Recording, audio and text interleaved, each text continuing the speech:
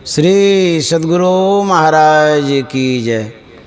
गुरुर्ब्रह्मा गुरुर्विष्णु गुरुर्देवो महेश्वरः गुरुर्साक्षात् परब्रह्म तस्मै श्री गुरुवे नमः। श्री सद्गुरु महाराज की जय। परमाराध्य सद्गुरु महाराज गुरुदेव महर्षि संत सेवी परमहंस जी महाराज कलकत्ता शहर के विशेष सत्संग प्रेमी महानुभाव माता एवं बहनों, आदरणीय किशन बाबू, आदरणीय बीना माता जी एवं हमारे समस्त सत्संग प्रेमी, हम लोग दीपावली मना चुके हैं। उसमें बहुत खुशी मिली होगी, उमंग आनंद में उस समय को आप बिताए होंगे, बहुत सारी मिठाइयाँ भी खाए होंगे, बहुत अपने हितैषियों से आप मिले जुले होंगे, हाल समाचार भी लिए होंगे। ऐसा भी हुआ होगा आज के दिन किसी के घर में मातम भी छाया होगा, क्योंकि यह संसार ही ऐसा है, कहीं खुशी कहीं गम, कहीं शहनाई बज रही है, कहीं सितारा बज रहा है। कोई रात्रि खुशी से बिताए होंगे, कोई रो कर के बिताए होंगे, किसी को गहरी नींद आई होगी, कोई सोने के लिए रात भर इंतजार करते रहे होंगे, क्योंकि शोक में, दुख में, चिंता में नींद नहीं आई होगी। विविध तरह की व्याधियां सताती हैं, इस कारण से भी नींद नहीं आती है। बहुत सारी समस्याएं आती हैं, इसलिए भी नींद नहीं आती है। कुछ तो खुशी में सोए होंगे, कुछ गम में बिताए होंगे। यह संसार ही ऐसा है।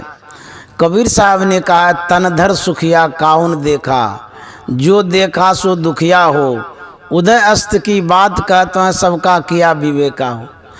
कबीर साहब संत थे, वो कहते हैं कि मैंने जो देखा संसार को, जिसने भी शरीर धारण किया है, चाहे वो मानव हो या जानवर हो या जीव कोई भी हो, मैंने देखा है कि वो सुखी नहीं है। सुखी संसार में किसी को नहीं देखते हैं। उसके बाद कबीर साहब कहते उदय अस्त की बात कहते हैं। उदय मना जब से जन्म हुआ, अस्त जब मर जाते हैं, यही उदय अस्त है। जब सूर्य उदय होता है उस समय से लेकर के सूर्य अस्त तक मैंने देखा है सबको दुखी ही दुखी है। कोई कहेंगे हम तो दुखी नहीं हैं, हम तो सुखी हैं, खुशी हैं। कहते वो क्षणभंगुर है, क्षणिक है, थोड़ी देर के लिए आप खुश हैं, लेकिन वो नाखुशी में तुरंत बदल जाता है। तो यह संसार दुखालय है।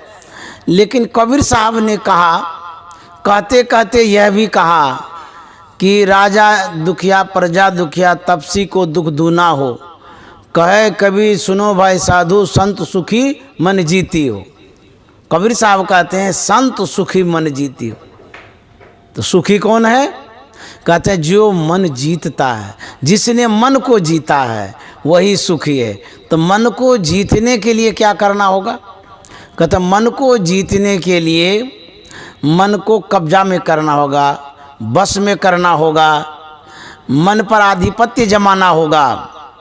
इसके लिए गुरु महाराज ने कहा है, आओ वीरो मर्द बनो अब, जेल तुम्हें तजना होगा, मन निग्रह के समर क्षेत्र में सन्मुख थिर डटना होगा। आओ वीरो मर्द बनो अब, जेल तुम्हें तजना होगा। गुरु महाराज मन को जीतने का युक्ति बतला रहे हैं, तरीका बतला रहे हैं। जो साधक है उनके लिए कहते हैं आओ वीरो मर्द बनो। वीरो में ना जो साहसी है, जो युद्ध करता है, जो लड़ता है, जो साधना करता है, उसके लिए गुरु महाराज कहते हैं कि मर्द बनो। अब जेल तुम्हें तजना होगा। जेल क्या है? शरीर और संसार ही जेल है। शरीर में रहना भी जेल है, इस संसार में रहना भी जेल है। दो दो जेल में हम लोग हैं। शरीर से निकल जाएंगे तो फिर जो जन्म धारण करेंगे वो भी तो एक जेल है। ये दो जेल है। गुरु महाराज कहते जेल तुम्हें तजना होगा। कैसे तजना होगा, कैसे छोड़ेंगे? कहते मन निग्रह के समर क्षेत्र में सन्मुख थिर डटना होगा। मन का जब आप निग्रह करते हैं, मन को जब आप समेटते हैं, साधना के क्रम में, ध्यान के समय में मन का सिमटाव साधक करता है। तो जब मन का सिमटाव करते हैं तो मन भागता है। जैसे बच्चे को आप अपनी ओर लेना चाहते हैं, अपने पास बुलाना चाहते हैं, वह बच्चा अपने मन के अनुकूल भागता है, आपके पास नहीं आना चाहता है। उसको पसंद नहीं है कि आपके ही पास रहें, आप जब बुलाएं तब आ जाएं। बच्चे को पसंद नहीं है, लेकिन आप हित के लिए बुलाते हैं, बच्चे की भलाई के लिए बुलाते हैं, अच्छे के लिए बुलाते हैं, फिर भी वो बच्चा भागता है। क्यों? बच्चा नासमझ है। ठीक उसी तरह से जब मन को हम समेटते हैं साधना के द्वारा, वह हमारी ओर नहीं आता है, हमारे के अनुसार नहीं चलता है, तब वो अपने मन के अनुसार चलता है, संसार की तरफ जाता है, विषय की ओर जाता है, उसको वही प्रिय लगता है, वही अच्छा लगता है। कोई बच्चा यदि आग छूना चाहे तो आप छूने देंगे? कहे जल जाएगा।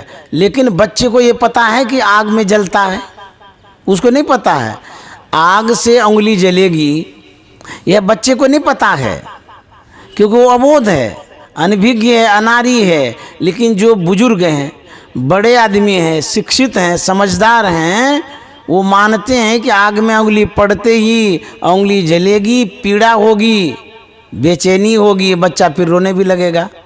तो आप उसे रोकते हैं, लेकिन बच्चा रुकता नहीं है, वो उंगली डालना ही चाहता है। उसको खेल समझ में आता है, मजाक समझ में आता है, हंसी समझ में आता है, और जैसे ही डालता है तब पता चलता है। उसी तरह संत महात्मा कहते हैं जो विषया संतन तजी मूढ़ता ही लपटात, जौनर डारत वमन करी स्वान स्वाद सौ खात।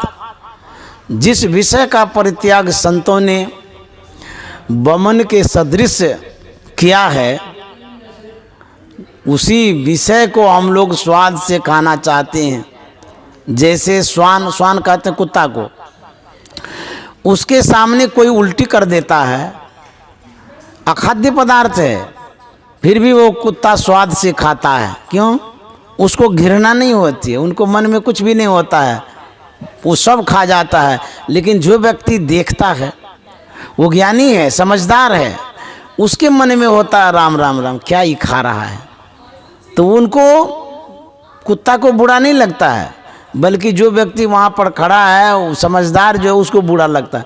ठीक उसी तरह से हम जिस विषय को ग्रहण करते हैं, रूप रस गंध स्पर्श और शब्द, पंच विषयों को ग्रहण करते हैं, कहते हैं इनको ग्रहण करने में हम हिचकते भी नहीं हैं, आगे पीछे भी नहीं होते, नाक भौं भी नहीं सिकुड़ते हैं।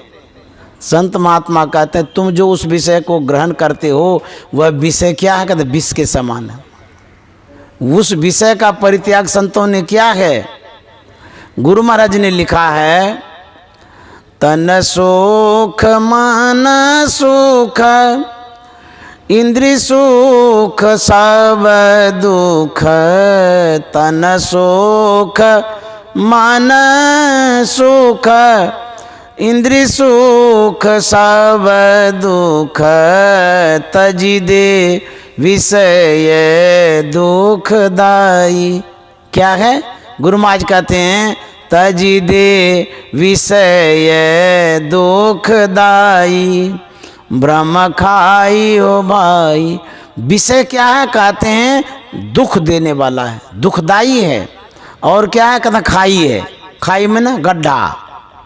जिसमें गिरने के बाद ऊपर होना बड़ा मुश्किल है। जब विशेष खाई में गिर जाता है व्यक्ति, कोई उठाने वाला नहीं होता है तो वही मर जाता है। तो क्या विषय एक खाई है? खाई क्यों कह दिए? विषय को गड्ढा की संज्ञा क्यों मिली? इसलिए कि विषय में डीप है, गहराई है, इतनी गहराई है नापना बड़ा मुश्किल है। कहेंगे क्या गहराई है? वो कोई मिट्टी का गड्ढा है, कोई कुआं है, कौन चीज़ का गड्ढा है? तो गुरु महाराज कहते हैं वह जो गड्ढा है वह अदृश्य गड्ढा है, वह विषय का गड्ढा है। तो विषय कितने हैं? 5, रूप, रस, गंध, स्पर्श और शब्द, ये 5 विषय हैं। तो कहते हैं गड्ढा कैसे है? इसको गड्ढा की संज्ञा क्यों दे दिए? रूप जिसे हम आँख से देखते हैं, आँख से जो कुछ दिखाई देता है उसको रूप कहते हैं। इसमें गहराई क्या है? कहते हैं रूप इतना डीप है, इतनी गहराई है कि जो इस रूप में घुस जाता है निकलना बड़ा मुश्किल है। कैसे? जैसे एक रूप में यदि आप बझते हैं, जैसे मान लिया कलम आप देख रहे हैं, वह एक रूप है, उससे आप निकल जाते हैं। कॉपी देखते हैं, मोबाइल देखते हैं, कपड़ा देखते हैं, सिनेमा में भी रूप देखते हैं। आप दिल्ली जाते हैं, बम्बई जाते हैं, मद्रास जाते हैं, विदेश जाते हैं, अमेरिका, इंग्लैंड, थाईलैंड, न्यूजीलैंड आदि देशों में आप भ्रमण करने के लिए जो जाते हैं, वहाँ के रूपों को जब आप देखते हैं, उन रूपों में आपका मन बझता है। जब बझता है तो निकलना बड़ा मुश्किल है। आप कहीं विदेश गए होंगे तो ज़रूर आप याद करते होंगे वहाँ के दृश्य को। गए थे, घूमे थे, बड़ा अच्छा लगा था देखने में। मन जो वहाँ चला गया, देखिए भारत और इंग्लैंड की दूरी कितनी है, भारत और अमेरिका देश की दूरी कितनी है। तो ये जो दूरियां हैं, देश की दूरी, स्थान की दूरी, मार्ग की दूरी, रास्ते की दूरी, ये जो दूरी है मन तय कितना जल्दी करता है। मन बहुत जल्दी तय करता है। मन नहीं पकड़ा जाए बहादुर जवान है, करत रहे खुरखुंद बड़ा शैतान है, ऐसा यार हरी बसे इस अलक में, उड़ता कोस 50 पंख बिन पलक में। एक पल में 50,000 कोस मन जाता है। अब देखिए कितना डीप है ये, कितनी गहराई है, कितनी लंबी दूरियां हैं। वहाँ मन जाता है, फिर आपके पास आता है, यही खाई है, रूप में जाता है। रूप एक नहीं है, अनेकों रूप है, उन रूपों में मन जाते रहता है। तो गड्ढा में बार बार कोई गिरते रहेगा तो उसका उठना तो बड़ा मुश्किल है। कहेगा बड़ा मूर्ख आदमी है, खाली गड्ढे में गिरता है, बड़ा बेवकूफ़ है, बार बार गड्ढे में जाता है। तो ये रूप गड्ढा है और रस भी गड्ढा है। एक रस ने खट रस, इतना रस है, उस रस में हम बस जाते हैं। सत्संग जो सुनते हैं ये भी तो रसे है, खाते जो वो भी रसे है, चाहे खट्टा हो, मीठा हो, लोना हो, अनलोना हो, फीका हो, तीता हो, ये सब रस है। इस रस में मन बस जाता है। एक बार मन बसे, फिर न बसे तो काम चल जाएगा। लेकिन आज जिस रस का स्वादन आपने किया, रसास्वादन आपने किया, कल भी तो कहते हैं थोड़ा मिर्चा दे दीजिएगा, अचार दे दीजिएगा, थोड़ा मीठा दे दीजिए, रसगुल्ला दे दीजिए। एक बार गड्ढा में गिरे तो कोई बात नहीं है, लेकिन बार बार गिरते रहते हैं, उसी रस में डूबते रहते हैं। मक्खी जब रस में जाती है तो जब पंख उसका लिपट जाता है उस रस में, लट्ठा में, तो उनकी जान भी चली जाती है। उसी तरह से जिस रस में हम लोग बसते रहते हैं उसमें हमारी जान भी जा सकती है। कहते हैं कि वह जो विषय है, उस विषय में हम जो बसते हैं, यही गड्ढा में गिरना है, यही खाई है, भ्रम की खाई। तज दे विषय, विषय की खाई को तजने के लिए संत महात्मा कहते हैं। और मृग, मीन, भृंग, पतंग, कुंजर, एक दोष बिना सही, पंच दोष असाध्य जामे ताकि केतिका सही। मृगा एक विषय के कारण अपने प्राण को गंवाता है। मीन मन मछली होती, मछली एक विषय के कारण वो अपना जान गंवा देती है। भृंगा एक छोटा सा फतिंगा होता है, वो भी विषय के कारण अपना जान गंवाता है। हाथी एक विषय के कारण जान गंवाता है। एक एक विषय में फंस करके प्राणी अपना प्राण गंवाता है। मानव के अंदर में तो 5-5 विषय है। तो कहते हैं ताकि केतिक आस ही, कहते हैं मानव की क्या आस है जो 5 विषयों का सरपंच बना हुआ है। 5 विषयों को जो ग्रहण करते रहता है उनकी क्या दशा होगी, दुर्दशा होगी, उनका क्या हाल होगा। बड़ा मुश्किल है इस विषय से बचना। तो संत महात्मा कहते हैं विषय से बचने के लिए अभ्यास करना होगा। दुर्लभो विषय त्यागो दुर्लभम तत्व दर्शनम दुर्लभा सहजावस्था सद्गुरु करुणाम बिना। उपनिषदकार कहते हैं दुर्लभो विषय त्यागो, विषय का त्याग दुर्लभ है।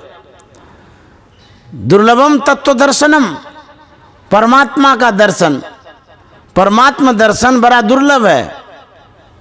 दुर्लभो सहजावस्था, समाधि की अवस्था भी दुर्लभ है, बड़ा कठिन है। सद्गुरु करुणाम बिना, यदि सद्गुरु की करुणा हो जाए, कृपा हो जाए तो सब सुलभ हो जाता है। सद्गुरु क्या नहीं कर सकते हैं। सद्गुरु सामर्थ्यवान होते हैं। सद्गुरु सुख के सागर, शुभ गुण आगर, ज्ञान उजागर हैं। सद्गुरु इतने सामर्थ्यवान हैं, पल में कर दे निहाल भजो साधगुरु। संकट टारन सद्गुरु जी, भजमन सद्गुरु दयाल, काटे जमजाला।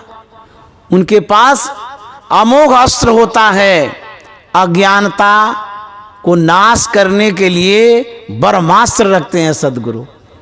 इसीलिए कहा गुरुर् ब्रह्मा गुरुर्विष्णु गुरुर्देवो महेश्वरः गुरुर् साक्षात् परब्रह्म तस्मै श्री गुरुवे नमः। ऐसा क्यों कहा गया? गुरु ब्रह्मा हैं, गुरु विष्णु हैं, गुरु महेश्वर हैं। ऐसा इसलिए कहा गया, ये जो त्रिदेव हैं, इन देवों का जो पद है, जो कार्य है, वो करते क्या हैं? जैसे ब्रह्मा है, ब्रह्मा विष्णु महेश 3 हैं। तो विष्णु का काम है उत्पन्न करना, ब्रह्मा का काम है पालन करना, और शिव का काम है संहार करना। ठीक उसी तरह से संत सद्गुरु को जो संज्ञा मिली है ब्रह्मा विष्णु महेश की, वो क्या करते हैं? शिष्य के अंदर में ज्ञान उत्पन्न करते हैं, शिष्य के अंदर में। उसके बाद उस ज्ञान का पालन भी वो करते हैं और अज्ञानता का नाश करते हैं, विनाश करते हैं। इसीलिए सद्गुरु के अंदर में 3 गुण है, ब्रह्मा विष्णु महेश वाला। इसीलिए इसको कहते हैं गुरु ब्रह्मा है, गुरु विष्णु है, गुरु महेश हैं। तो गुरुदेव जो होते हैं वो त्रिदेव से बढ़कर के होते हैं। इसलिए गुरु की यदि कृपा हो जाए तो हम विषयों से विमुख हो सकते हैं और इस संसार सागर से पार हो सकते हैं। संत सद्गुरु यही कहते हैं कि यह जो संसार है नाम रूपात्मक जगत है। इस नाम रूप संसार में नाम और रूप का सहारा लेकर के इस सागर से पार हो सकते हैं। नाम कहते हैं शब्द को, अभी जो सुन रहे हैं इसको शब्द कहते हैं, इसको नाम भी कहते हैं। और जो कुछ देखते हैं उसको रूप कहते हैं। आपका जो घर बना है सीमेंट से, ईंट से, छर्री से, बालू से, छड़ से आदि, इस संसार कैसे बना है? संत महात्मा कहते हैं इसमें नाम और रूप 2 ही पदार्थ है। इसी 2 पदार्थ से संसार बना है। कहेंगे सो कैसे? जैसे मान लिया जाए आप रूप को हटा दीजिए किसी वस्तु का, चाहे घड़ी हो, मोबाइल हो, सामने में फूल लगा हुआ है। यह जो फूल है इसका नाम फूल है अब इसका नाम बदल दीजिए, तो इसको क्या कहिएगा? जब नाम ही नहीं रहेगा तो कह क्या सकते हैं? अथवा इस फूल को हटा दीजिए, रूप हटा दीजिए, फिर इस फूल को किस नाम से आप उच्चारण करेंगे? कैसे कर सकते हैं? रूप रहता है, उसका नाम रहता है, और उसके बाद जो नाम है उसका रूप है, तो दोनों एक दूसरे के पूरक हैं। नाम और रूप से ये संसार बना है, चाहे व्यक्ति ही क्यों ना हो। जैसे किसी का नाम है मीरा, किसी का नाम है मदन। मान लिया जाए आप यदि नाम हटा देते हैं, खाली रूप रहेगा तो पुकारिएगा कैसे? अच्छा, मान लिया जाए रूप हटा दीजिएगा, तो जब रूपे नहीं तो नाम कैसे हो सकता है? तो नाम रहेगा तो रूप रहेगा, रूप रहेगा तो नाम रहेगा, दोनों साथे साथ रहता है। तो संसार में नाम भी है, रूप भी है, यही पानी है, इसी को भवसागर कहते हैं। हम लोग नाम और रूपे में डूबे हुए हैं। कहेंगे कैसे डूबे हुए हैं? जिन वस्तुओं को आप अपने घर में संग्रहित किए, जमा किए हैं, वो रूप है ना। चाहे कलछुल हो, छोली हो, डब्बो हो, कि चम्मच हो, थाली हो, कि कपड़ा हो, कि टीवी हो, टाभी हो, कुछ भी है जिसको आपने जमा किया है वो रूप है, और उसी रूप का नाम है। तो नाम और रूप आपने जमा किया, उसी में आपका मन बजा हुआ है, फंसा हुआ है ना। नाम और रूप में ही आपका मन फंसा रहता है, जिनको आप देखते हैं, जिनको आप सुनते हैं, ये तो नाम रूप है। इसी नाम रूप में फंसने के कारण आवागमन होता है। हम लोग डूबते रहते हैं, छोड़ते ही नहीं है इस रूप को। जो भी वस्तुएं आपके घर में है उसको छोड़ना चाहते हैं, सहेज के रखते हैं। साधारण सा कपड़ा है, उसको भी मोड़ मार के रखते हैं, कभी काम आएगा। अब देखिए, एक एक वस्तु के प्रति इतनी आसक्ति है कि छोड़ना नहीं चाहते हैं।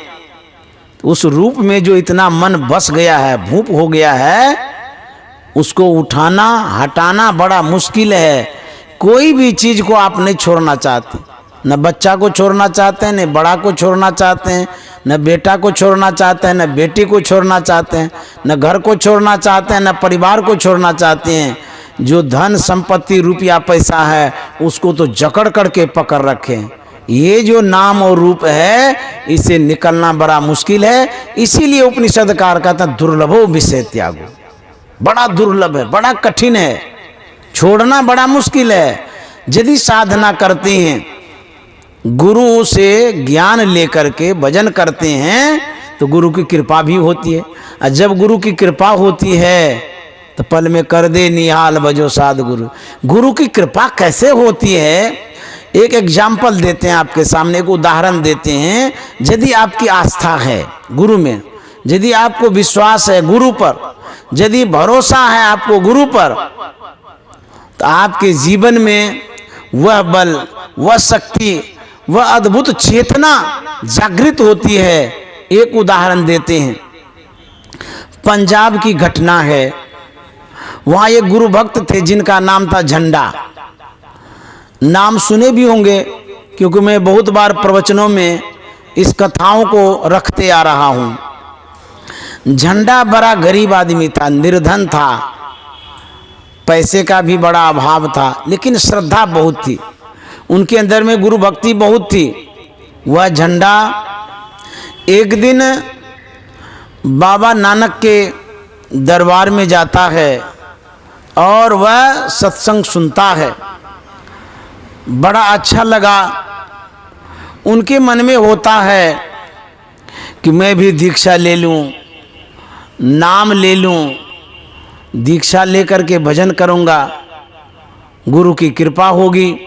वह जो झंडा है गुरु से दीक्षा लेता है, लेकिन अर्थ का इतना अभाव था कि दक्षिणा में वो कुछ नहीं दे पाता है, कुछ भी नहीं दे पाया। दीक्षा लेकर के चले आए, लेकिन जो सच्चे सद्गुरु होते हैं वो कभी नहीं दक्षिणा के विषय में कहते हैं या कुछ मांग वो नहीं करते हैं, कभी नहीं मांगते हैं। स्वेच्छा से जो कुछ, श्रद्धा से जो कुछ आप समर्पित करते हैं वही सद्गुरु को स्वीकार है, वही भेंट लिया करते हैं। आप दीजिए तो भी खुशी, नहीं दीजिए तो भी खुशी। तो झंडा दीक्षा लेकर के चला आया, दक्षिणा दिया नहीं। समय बीत गया। कुछ समय के बाद गुरुजी ने अपने शिष्यों को कह कर के भेजा कि जाओ झंडा से कहना कि वो दीक्षा तो लिया है, दक्षिणा दिया नहीं है, उसे 500 सरफी दक्षिणा में देना है। तो आज्ञा पाकर के शिष्य जाता है झंडा के पास। झंडा से कहता है, अरे झंडा, आपने जो दीक्षा लिया था, गुरु दक्षिणा नहीं दिया था। गुरु महाराज ने कहा कि झंडा से कह देना कि 500 सरफी दक्षिणा में दे देंगे। तो बाप बेटा दोनों बैठा हुआ था। यह कहकर के वह शिष्य चला आता है और बाप बेटे दोनों विचार करने लग जाते हैं कि ये क्या बात हो गई।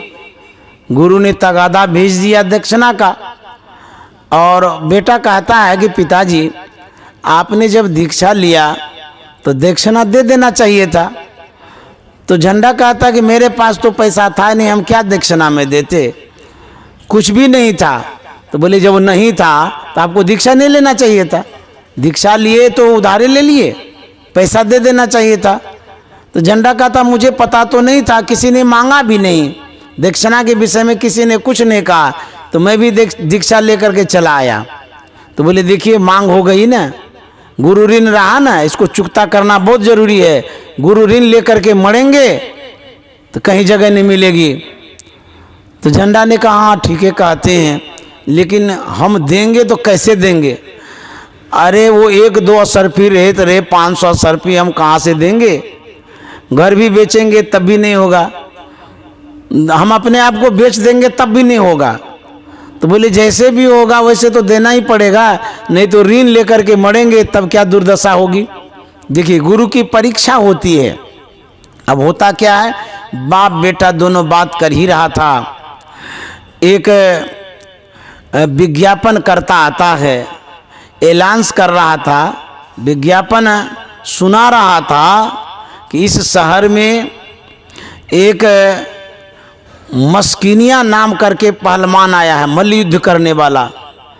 जो उससे लड़ेगा, यदि जीत हो गई तो मुंह मांगा इनाम मिलेगा, यदि हार हो गई तो 500 सरफी मिलेगा। तो बेटा जब सुना तो बड़ा गदगद हो गया, बाप रे बाप। बोले पिताजी अब तो समाधान निकल गया। बोले क्या।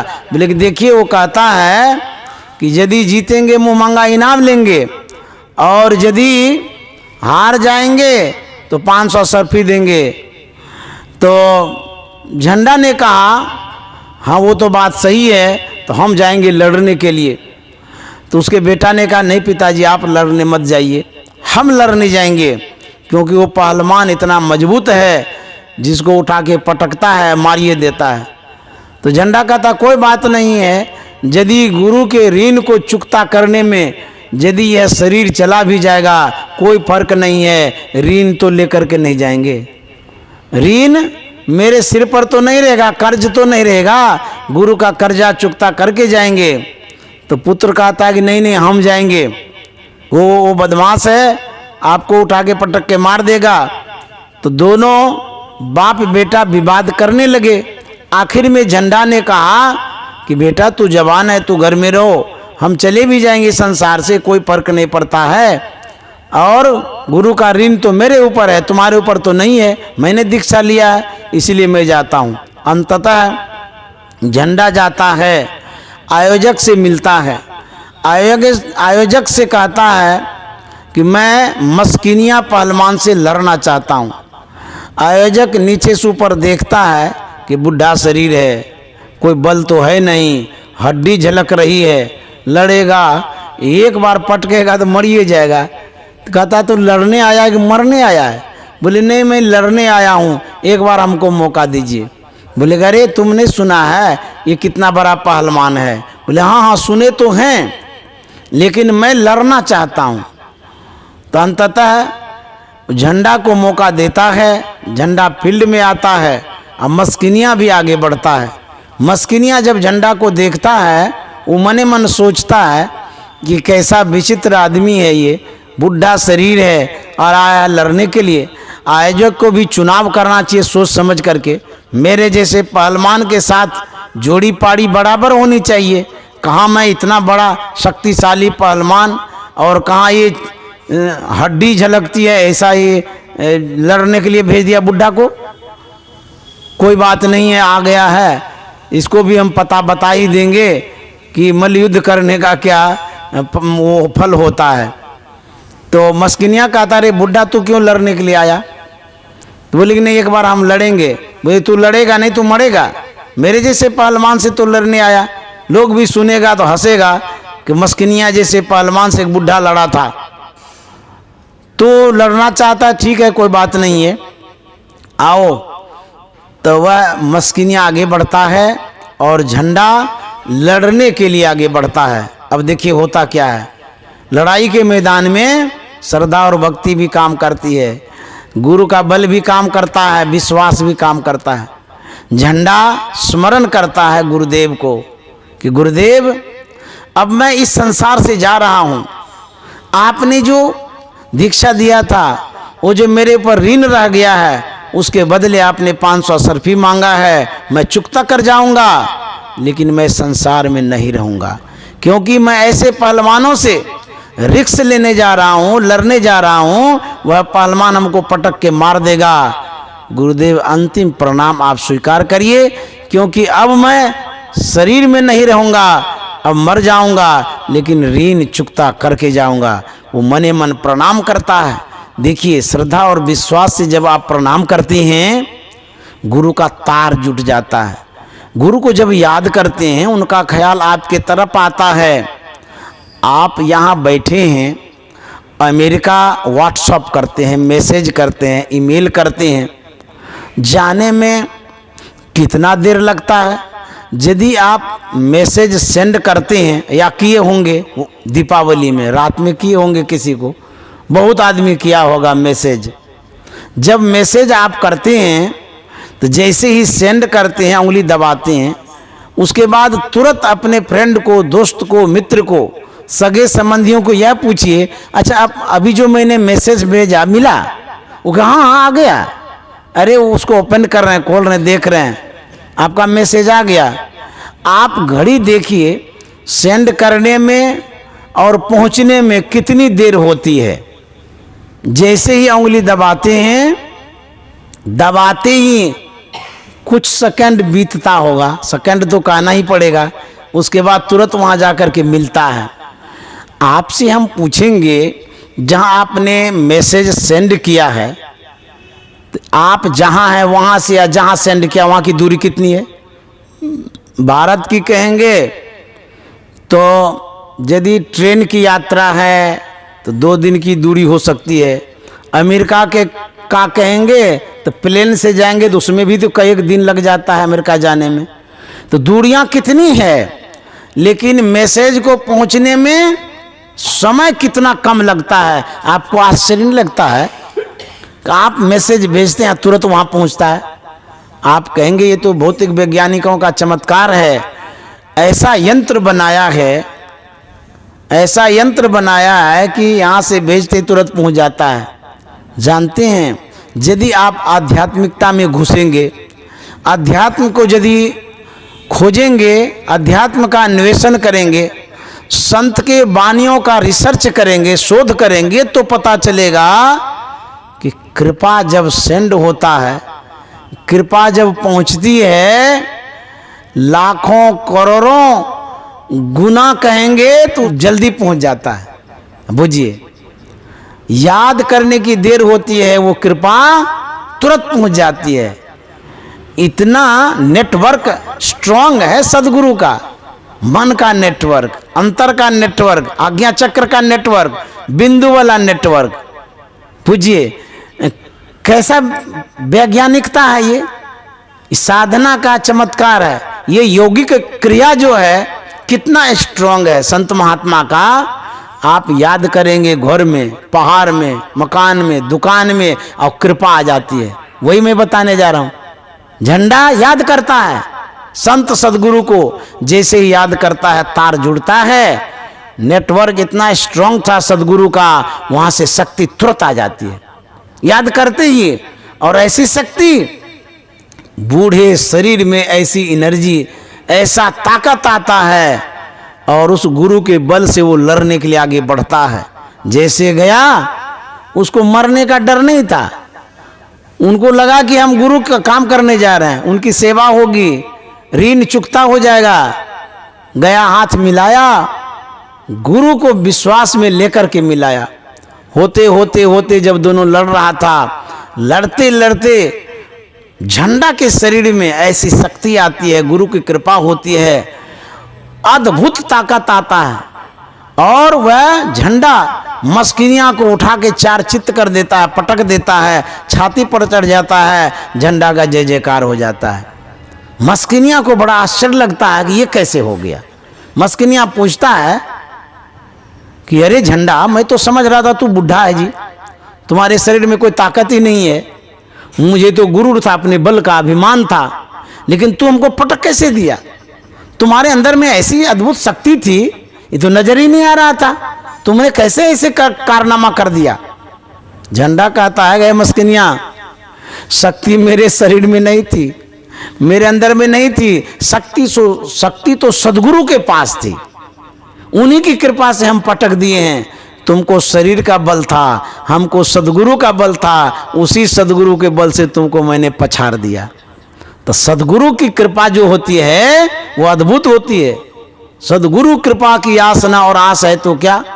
गुरु महाराज कहते हैं, यदि सदगुरु का आस नहीं है तो और आस होने से क्या होगा, और सब आस तो फूस फास है।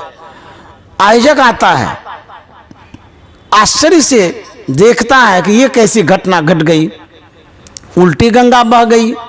हम लोग सोच रहे थे कि बूढ़ा मर जाएगा, लेकिन यहाँ तो मस्किनिया पटका खा गया।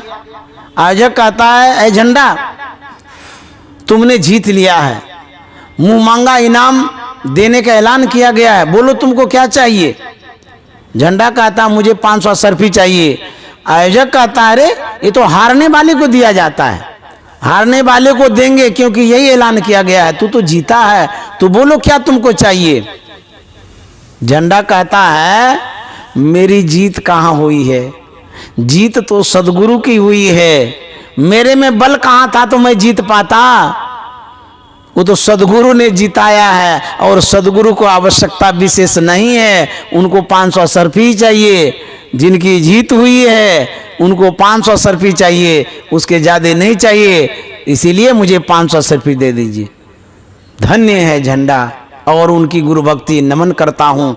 अद्भुत गुरु भक्ति, आश्चर्यजनक गुरु भक्ति, ऐसी गुरु भक्ति होती है तो विजय होती है। हम सोच भी नहीं सकते हैं कि हमारे ऊपर कैसी कृपा होगी, किस तरह की कृपा होगी, यह भक्ति के ऊपर डिपेंड करता है, निर्भर करता है। हम जो भक्ति करते हैं उस पर निर्भर करता है कि हमारी भक्ति कैसी है, विश्वास कैसा है। बिनु विश्वास भगति नहीं, तही बिनु द्रवहि न राम, राम कृपा बिनु जीव स्वप्नहु लय विश्राम। एक और भक्ति की उपमा देते हैं, उदाहरण देते हैं। आप जानते होंगे महाराष्ट्र के महाराज थे शिवाजी महाराज, सुने भी होंगे। वो सम्राट थे, इतने बड़े आदमी, उनके सदगुरु थे समर्थ गुरु रामदास जी। समर्थ गुरु रामदास जी महाराज के शरण में वो थे। गृहस्थ थे शिवाजी महाराज, लेकिन फिर भी सदगुरु की सेवा बहुत अच्छी तरह से करते थे, बहुत मानते भी थे। शिवाजी महाराज जब सदगुरु के पास जाते थे, समर्थ गुरु रामदास जी महाराज के पास जब जाते थे, निश्चल निष्कपट निर्द्वंद भाव से सेवा करते थे, अहंकार कुछ भी नहीं था। उनकी गुरु भक्ति से समर्थ गुरु रामदास जी महाराज बड़े प्रसन्न होते थे। देखिए, जिनकी सेवा से आप खुश होते हैं, यदा कदा कभी न कभी उनका गुणगान, उनकी बड़ाई अवश्य किया करते हैं। ऐसा होता है, स्वाभाविक है। जिनसे आप प्रभावित होते हैं, जिनकी सेवा से आप खुश होते हैं। समर्थ गुरु रामदास जी महाराज कभी कभी अपने सेवकों के बीच में शिवाजी महाराज का गुणगान कर दिया करते थे। शिवा बड़ा अच्छा सेवक है, बहुत अच्छी सेवा करता है। तो शिष्य लोग जो थे उनको बड़ा अखरता था, खलता था कि देखिए हम लोग विरक्त हैं, साधु हैं, हर वक्त सेवा करते हैं, हम लोगों का गुरुजी गुणगान नहीं करते हैं। वो गृहस्थ है, गृहस्थ का गुणगान क्या करते हैं? इसीलिए करते हैं कि उनके पास बहुत पैसा है, सम्राट हैं, अमीर आदमी हैं, इसीलिए गुणगान करते हैं। मन की जाने सबे गुरु कहाँ छिपावे अंध। समर्थ गुरु रामदास जी महाराज इस बात को जान गए कि शिष्यों में बातें क्या चल रही है। अब शिष्यों के अंदर में जो वहम है, जो खटका है, उसको तो दूर करना सदगुरु का काम है। संशय जब शिष्य के अंदर में होता है तो सच्चे सदगुरु उस संशय का शमन करते हैं। अब करेंगे कैसे? एक घटना होती है। होता क्या है, समर्थ गुरु रामदास जी महाराज एक दिन खाट पर घोलटने लगे, लेटने लगे और छटपटाने भी लगे। यह देख करके सभी शिष्य सामने आ गए। शिष्यों ने पूछा कि गुरुदेव आपको क्या हो गया है, आप छटपट क्यों कर रहे हैं, कोई तकलीफ हो गई है? समर्थ गुरु रामदास जी महाराज ने कहा हाँ तकलीफ हो गई है, पेट में ऐसा पेन हो रहा है, दर्द हो रहा है, इस पीड़ा से अब हम बचेंगे नहीं, मर जाएंगे, इसीलिए छटपटाहट हो रही है। तो शिष्यों ने कहा गुरुदेव इसका इलाज तो होगा, कुछ दवाई तो होगी, आप बताइए हम लोग इलाज करेंगे, उपचार करेंगे। गुरुदेव ने कहा कि असंभव है, ये इलाज हो नहीं सकेगा और असंभव है ये इलाज। तो शिष्यों ने कहा कि असंभव है तो हम लोग संभव करेंगे, आप बताइए क्या करना होगा। तो बोले तुम लोग कर सकोगे? बोले हाँ गुरुदेव क्यों नहीं करेंगे, आपके लिए तो हम सब कुछ कर सकते हैं। समर्थ गुरु रामदास जी महाराज ने कहा मेरा जो दर्द है, ये जो पीड़ा है, वो दूर तब हो सकती है जब सिंघनी का दूध सोने के कटोरे में ला करके दोगे, उसे मैं पान करूँगा तो ठीक हो जाऊँगा। जो सुना सब पीछे घसक गया, बोले बाप रे बाप, सिंघनी के पास जाएंगे वो तो खाइए जाएगी, क्या हम गुरु जी का इलाज करेंगे? तो सब चुप हो गया। तब समर्थ गुरु रामदास जी महाराज ने कहा मैंने कह रहा था ना कि संभव है, आप लोग मान नहीं रहे थे। ऐसा करो, सेवा से खबर करो, उसे जानकारी दो कि गुरु जी बीमार हो गए हैं, अंतिम दर्शन के लिए वो आ जाएं। अब हम नहीं बचेंगे, क्योंकि शिवा को यदि मालूम नहीं होगा, अंतिम दर्शन नहीं करेगा तो उसको बहुत दुख होगा। एक शिष्य जाता है शिवाजी महाराज के पास और गुरु दरबार से आए हुए शिष्यों को देख करके शिवाजी महाराज खुश तो होता है, अच्छा गुरुदेव के यहाँ से आए हैं, क्या संवाद है, क्या खबर है बताइए। वो कहता है कि बड़ा दुखद बात। क्या हो गया? बोले गुरुदेव बीमार हो गए हैं और उन्होंने कहा कि मुझे जो बीमारी हो गई है वो जानलेवा बीमारी हो गई, अब मैं नहीं बचूंगा, अंतिम दर्शन के लिए शिवा को बोल दो आ जाएंगे। जैसे ही सुना, राजपाट, घर वार, परिवार सबको तिलांजलि दे दिया और तुरंत वहां से भागा। भागते हुए गुरुदेव के पास आया। देखिए कैसे सच्चे सेवक थे, वो गृहस्थ थे, फिर भी यहाँ आकर के गुरुदेव से पूछते हैं गुरुदेव आपको क्या हो गया? समर्थ गुरु रामदास जी महाराज कहते हैं शिवा, मुझे बीमारी ऐसी हो गई है कि मैं अब जिंदा नहीं बचूंगा, इसीलिए तुमको अंतिम दर्शन के लिए बुलाया है। शिवाजी महाराज ने कहा गुरुदेव आपकी जो भी बीमारी हुई है उस बीमारी के लिए जो कुछ भी करना होगा मैं करने के लिए तैयार हूँ, तन मन धन वचन सब कुछ समर्पित गुरुदेव आपकी सेवा में। बहुत ऐसे भी भगत होते हैं, साधु महात्मा जब बीमार होते हैं अपना धन लगाते हैं, क्योंकि साधु महात्मा तो सब दिन उपकार करने में लगे रहते हैं, समाज कल्याण करने में लगे रहते हैं। साधु का यदि अपना कोई है तो समाज है, सत्संगी है, जिसको उन्होंने शिष्य बनाया है, जिसको सिखाया समझाया है। यदि साधु को वक्त आता है, जरूरत पड़ता है तो आप ही लोग सहयोग करते हैं, करना भी चाहिए। हम आप पर डिपेंड करते हैं, आप ज्ञान के माध्यम से मेरे ऊपर डिपेंड करते हैं, तो एक दूसरे के हम लोग पूरक हैं। आप गृहस्थी हैं, कमाते हैं, जमा करते हैं, साधु सेवा में भी लगाना चाहिए। जब वक्त आता है वह धन साधु सेवा में लगाइए, यही सार्थक होगा। साधु का शरीर रहेगा, वो ज्ञान से सेवा करेंगे, और साधु का शरीर चला जाएगा संसार से, उनसे जो लाभ लेना चाहते तो नहीं ले सकेंगे। तो शिवाजी महाराज ने आदर्श दिया, उन्होंने कहा गुरुदेव आपके लिए मैं सब कुछ कर सकता हूँ, मेरा राजपाट धन संपत्ति सब कुछ लगा दूंगा, आप रहेंगे तो सब कुछ रहेगा, गुरुदेव आप नहीं रहेंगे सब कुछ रहते हुए भी सब बेकार हो जाएगा, इसलिए आपका ये क्या करना होगा। बोले शिवा तुम करोगे? बोले जो कहेंगे वही मैं करूंगा। बोले कि शिवा यदि तू मेरी सेवा करना चाहता है तो सिंघनी का दूध ला करके 2 सोने के कटोरे में वह मैं पान करूंगा, मैं स्वस्थ हो जाऊंगा। बोले गुरुदेव आशीर्वाद दीजिए। बोले शिवा आशीर्वाद है, तुम जाओ। अच्छा जरा सोचिए, और शिष्य तो सुन करके भड़क गए, पीछे घसक गए, डर लग गया सिंघनी के पास जाएंगे खा जाएगी। लेकिन शिवाजी महाराज तनिक सा नहीं डरे, कोई भय नहीं, किंतु परंतु कुछ भी नहीं, आशीर्वाद लिए और घर गए, वहां से सोने का कटोरा लिए, उसके बाद जंगल चले। चलते चलते चलते घनघोर जंगल में गए। सिंघनी कहीं एक जगह थोड़ो बैठी है, वो भी दूध देने वाली, जो बच्चा दी होगी उसी से तो दूध लेंगे। ढूंढते खोजते घनघोर जंगल में गए। एक जगह शावक सिंघनी का बच्चा उछल कूद कर रहा था, खेल रहा था। शिवाजी की नजर पड़ी तो सोचा कि यहाँ जरूर उसकी माँ होगी। वो आगे बढ़ता है, जैसे करीब में गए, मानव के शरीर में जो गंध होता है उस गंध से सिंघनी परख लेती है, पहचान लेती है कि कोई मानव आ रहा है। तो सिंघनी को गंध लगा तो गंध के कारण बच्चे की ओर आया। उसके बाद देखता है कि कोई मानव है। इतनी गुर्राई, इतना गुस्सा में हुआ कि हमारे बच्चे को आ रहा है। गुस्सा में खाने के लिए वो सिंघनी दौड़ती है, इतना जोर से स्पीड से दौड़ती है। शिवाजी महाराज को कोई डर नहीं, स्थिर हो जाते हैं, खड़े हो जाते हैं। दौड़ते हुए आते देख करके शिवाजी महाराज दोनों हाथ जोड़ लेते हैं, हाथ जोड़ करके खड़े हो गए। सिंघनी आई और गर्दन पर पंजा डाल दी, दोनों हाथ लगा दिया।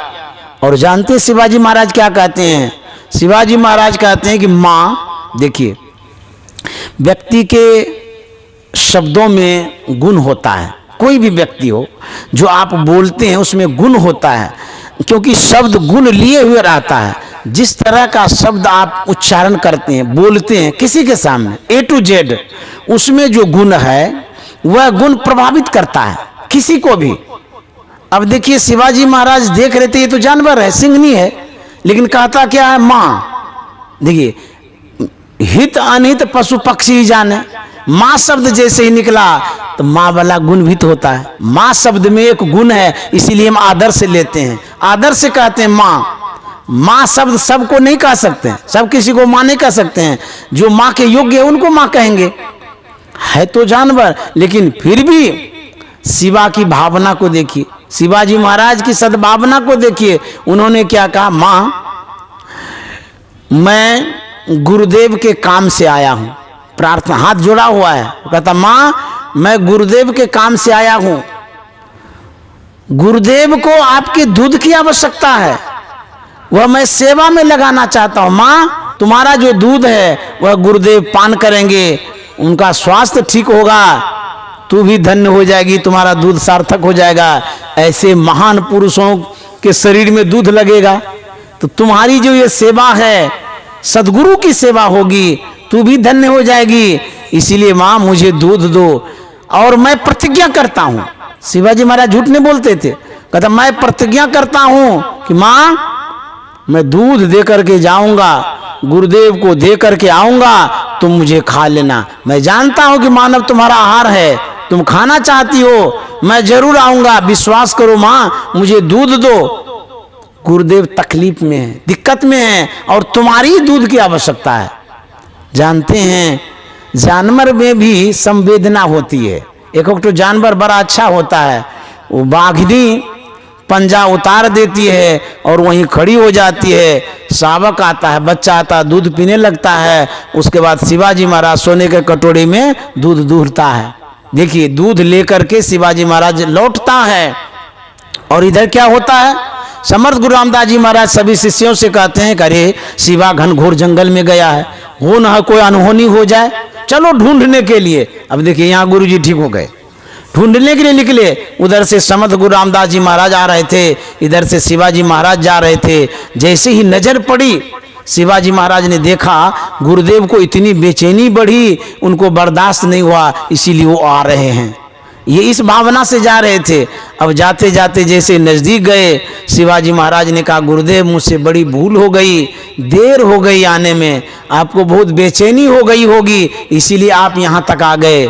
समर्थ गुरु रामदास जी महाराज ने गले से लगाया, शिवाजी महाराज को बोला शिवा, तुम्हारे जैसे शिष्य जिनके पास होगा उनके पास कोई पीड़ा रह सकती है, दुख दर्द रह सकता है? अरे हमारा तो दर्द सब ठीक हो गया। शिवाजी महाराज रोने लगे कि धन्य है गुरुदेव, आप ठीक हो गए? बोले हाँ शिवा ठीक हो गए, तुम्हारे जैसे सेवक जिनके पास होगा वो बीमारी रह नहीं सकती है। अब देखिए कैसे गुरुदेव होते हैं और उनकी सेवा कैसी होती है, सब कुछ समर्पण कर गुरु की सेवा करनी चाहिए। इस तरह से यदि हम सेवा करते हैं तो गुरु की कृपा होती है। और ये सिर्फ कहानी नहीं है, सच्ची घटना है। और इस तरह की घटनाएं गुरु और शिष्य की घटती भी रहती है। अभी भी हमारे अंदर में श्रद्धा और भक्ति है, सदगुरु की कृपा होती है। सदगुरु सब कुछ दिन देत कछु ना रहियो, हम ही अभागिन नारी सुख तजी दुख लियो। हम लेना नहीं जानते हैं, सदगुरु सब कुछ देते हैं। इसलिए विश्वास से प्रदायकम, विश्वास रखिए। सदगुरु की जो सेवा है, एक स्थूल सेवा होती है और दूसरी ये सत्संग के माध्यम से सेवा होती है। सदगुरु महाराज ने कहा सत्संग नित रुध्यान नित रहिए करत संलग्न हो, बेविचार चोरी नशा हिंसा झूठ तजना चाहिए। इस तरह से सदगुरु की सेवा करिए, यही सेवा सार्थक होगी और इसी सेवा से सदगुरु की कृपा होगी। आप लोगों ने सत्संग के लिए बुलाया, सत्संग कराया, आप लोगों को बहुत बहुत साधुवाद, धन्यवाद। गुरु भक्तिन जो बीना माता जी हैं, इनकी बड़ी श्रद्धा है। इनकी जो बहू है निधि, ये भी बड़ी श्रद्धालु है, संस्कारीन है, ये भी सत्संग कराती रहती है, करती रहती है। इस तरह से संस्कार, गुरु की भक्ति का संस्कार इनमें भी पड़ा हुआ है, इनके बाल बच्चों में भी है, बाल बच्चे भी संस्कारी हैं। मैं बहुत बहुत साधुवाद देता हूँ, धन्यवाद देता हूँ। सबकी उन्नति हो और सबका विकास हो, गुरु भक्ति में आगे बढ़ते रहें, इन्हीं शुभकामनाओं के साथ वाणी में विराम दे रहा हूँ। सभी श्रोताओं को पुनः धन्यवाद। श्री सद्गुरु महाराज की जय।